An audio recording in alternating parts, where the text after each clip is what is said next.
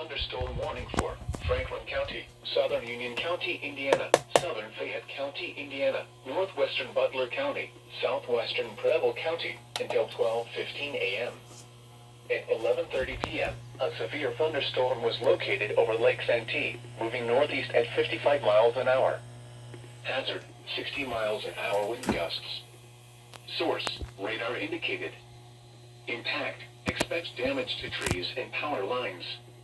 Locations impacted include Dunlapville, Whitewater State Park, Goodwin's Corner, Mountain State Recreation Area, Hamburg, Cottage Grove, Morning Sun, Liberty, Peppertown, Salem, Oldenburg, Oxford, Buena Vista, Charlottesville, Fairhaven, Houston Woods State Park, Blooming Grove, Andersonville, Laurel, and Billingsville.